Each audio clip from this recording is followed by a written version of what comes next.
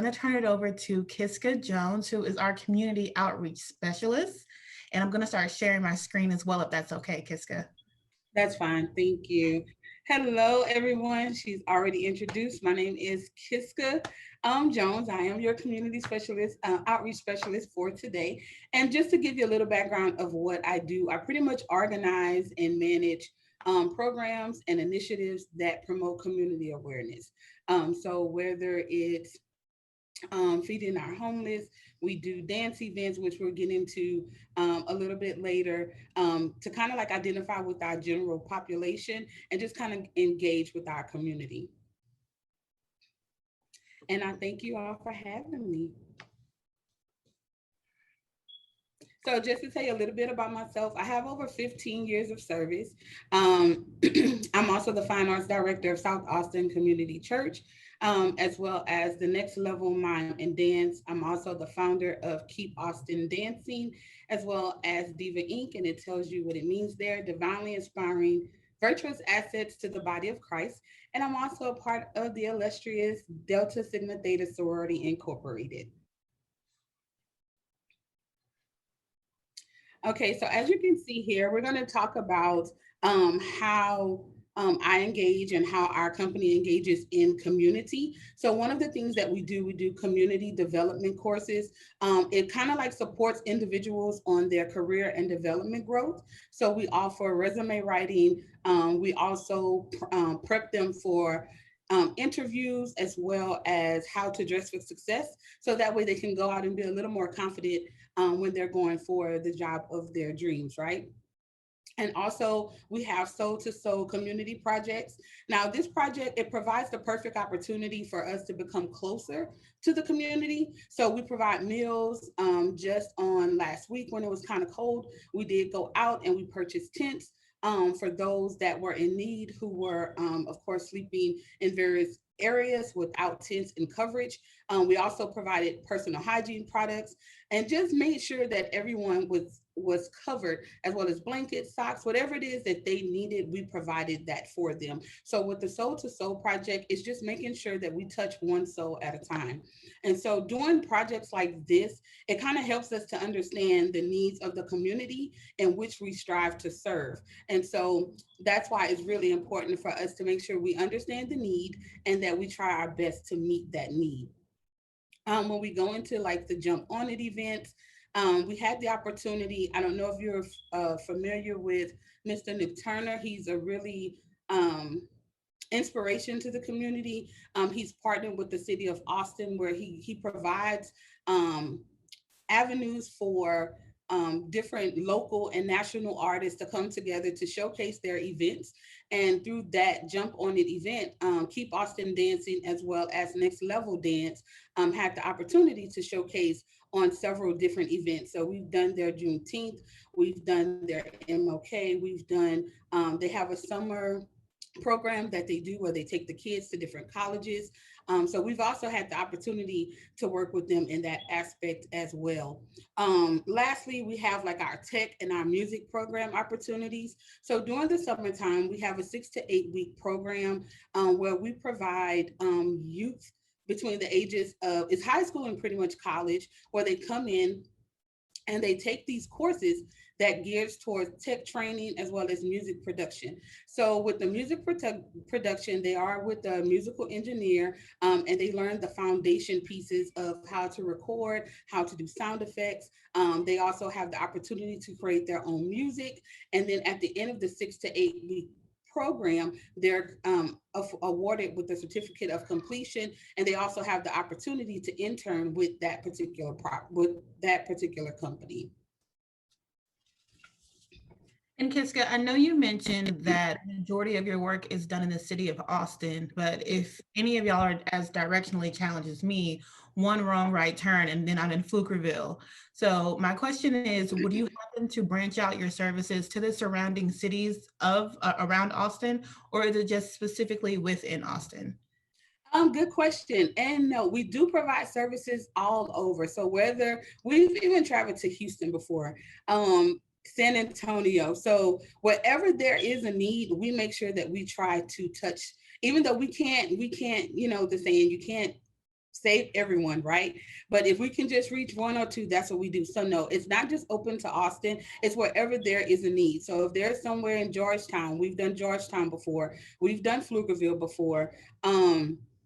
But wherever there's a need, we do make sure that our team goes out to meet the need of that particular area. And how do you figure out what the needs are within those different towns or different cities? Do they have a paper form that they fill out, or is there a way of them contacting y'all by email or telephone? Yes, ma'am. So we do have an email address that they will reach out to. And so they may contact us. Like recently when we had the tents, we had an individual to reach out and said that they saw a young man that was just sleeping on the ground. And of course it was cold. So they reached out to us via email. And once we received that email, we reach out to our team, and then we allow our team to go out to assess, okay, how many are we needing? How many volunteers are we needing to go out? And then that makes it kind of easier for us to meet the need at that given moment. Gotcha, gotcha. Thank you. All right, so here we're kind of talking about kind of like our future projects in 2022. Um, we have a Mother's Day brunch that we are currently working on. And this is for mothers that are currently in women's shelters. It provides us the opportunity to connect with them and to affirm that they are still good mothers, that they're still appreciated, regardless of the temporary situation that they're finding themselves in. We also have a food and school drive. So the food drive allows us to collect items that we donate to our local pantries as well as our local food bank. And then the school drive allows us to make sure that each child is ready for the new school year.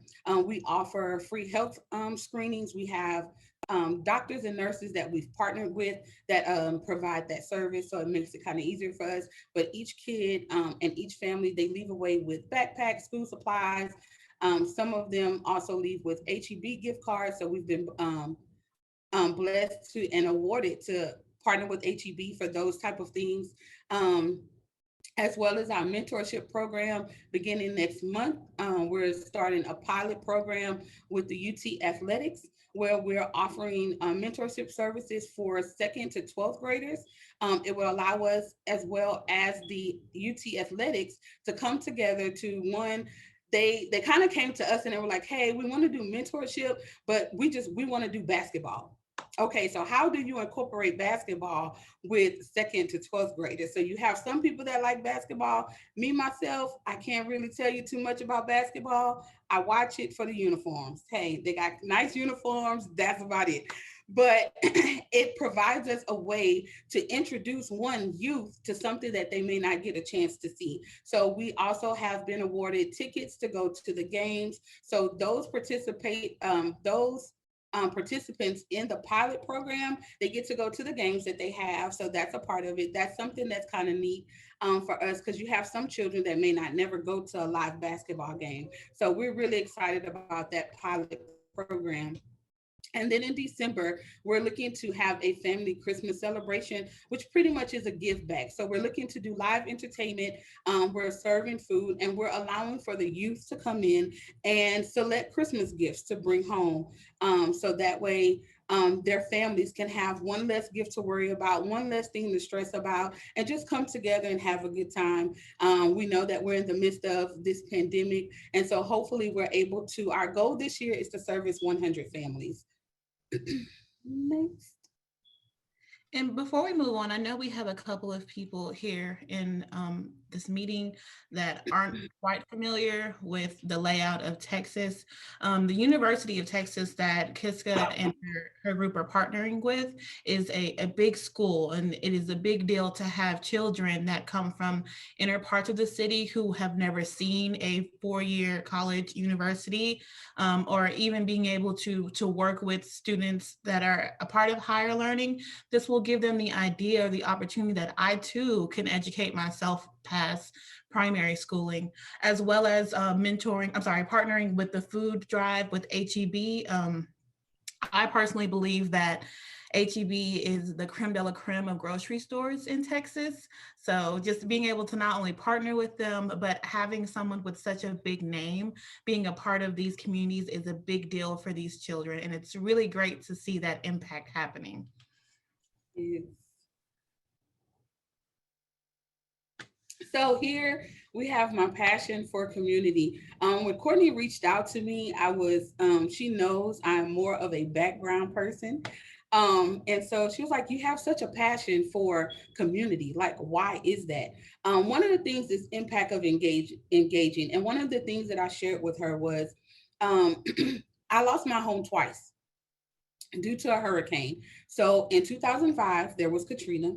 I lost my home. We had to relocate. And then again in 2008 with Ike. So just imagine you losing, you just got settled from 2005. And then boom, here comes another hurricane that causes you to transition once again. And that's what caused me to come to Austin. And so during that time, I found myself where I was the one that was in need of those community workers and their resources. And so I was intrigued to see so many people that had a heart to give back and wasn't and didn't make you feel less than. And during that time of them providing resources to me, it just made me want to, okay, now I want to get in and I want to help. So even though at that time I needed help, I was also going out helping and making sure that others were getting the proper resources and the things that they needed at that time. Also, with creating my community, the key to successfully building is to meet the needs. Simply just meet the need. One of the things that I always tell myself is that we can't engage in the community if we're not active in the community. We have to get out. We have to know exactly what it is that what the purpose is. Why are we doing the things that we do? Why are we making sure that we're wanting to touch individuals? Why are we doing the community work? A lot of people do community work because they just need community hours. Some people, they really have a heart and a passion to change. And that's my thing. I want to create change. Um, and also, it's a good networking opportunity. I have met so many different people through different community work. Like with HEB, we have, of course, UT. It allows you different opportunities that I probably would have never had if I wouldn't have stepped into being a community outreach specialist. So those are one of the things, some of the passions that I have when it comes to community outreach. And Question. as we talk about more, outreaching to the community, engaging, impacting, I know that with the younger generations, it's going to be harder to catch their attention or just grab on to what it is that they need. Are you changing your methods whenever you're reaching out to different people of different generations or just different means of living? And does that have an impact on how you're engaging your community? So when you're saying the younger generation, the majority of the individuals that we do work with are young. So they're pretty much, I'll say high schoolers to young adults. So it's really not that hard to engage with them and or allow them to be a part of it, because one of the things, if you're like me, I have to see what you're doing. A lot of people want to see you working, and so when these young people see that we're out there, even they too volunteer. I have two nephews and a niece, and one of them is 12, the youngest is 7, and they love community work. They love it. Every day we get in the car, we're going out, we do something. I keep these little baggies in my car. So if I see someone less fortunate, and it just has peanut butter crackers, a little bottle of water, um, like sanitizing napkins, just something really simple. And they're always the first one, let the window down, auntie, I need to give him this. So I'm teaching them now that we're here, we have these things so that way we're able to give back. I think once when I lost my home in 2005, it made me realize that this stuff is temporary. So it could be taken away from me at any given time. So I'm teaching them to kind of give back. Don't be afraid to give back. Don't be afraid to look at the needs of the people and give. So it's not really hard to bring younger people in when they see what you're doing.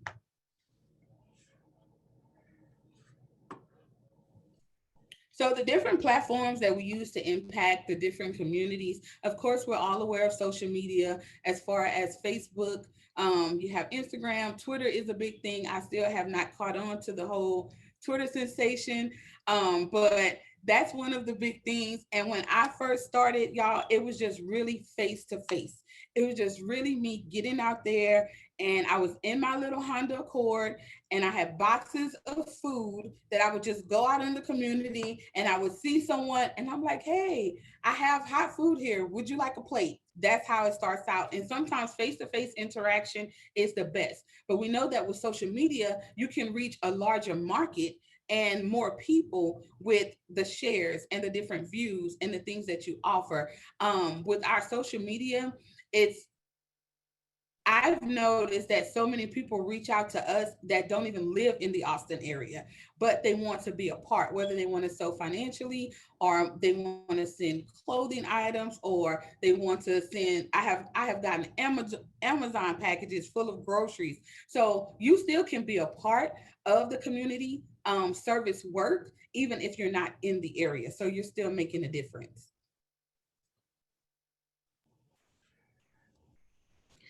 Thank you so much for that, Kiska. So now I want to turn it over to why this conversation is happening and how it can impact animal shelter and animal welfare work. I want to touch a little bit further about the ways that you can engage with your community. And I'm sorry, on the screen, we have like different opportunities or different ideas.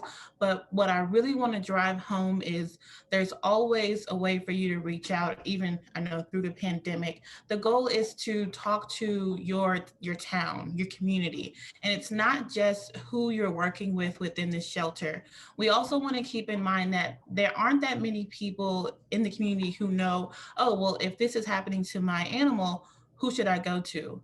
That's where you could step in. Even if as a shelter you provide resources that can be, I'm sorry, a list of resources that can be given to the people of the community so that they know who to go to for what and when, that makes that much more of a difference.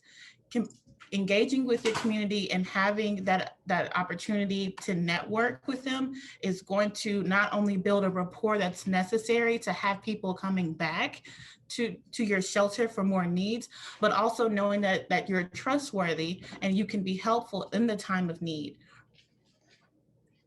That's going to be a big difference when it comes to seeing the amount of animals just roaming the streets with no home decreasing, or even having your amount of animals in the shelters decreasing as far as intake, because you've already built a rapport of people who can come in as fosters, as volunteers, and get those animals out without even having to be considered taken in. Diana, I'm sorry, I can't see if there's any questions or any comments in the chat, but if there are, could you let me know? Yeah, just some thank yous, no questions. Okay, all right, perfect. And here we also have the contact information for Kiska.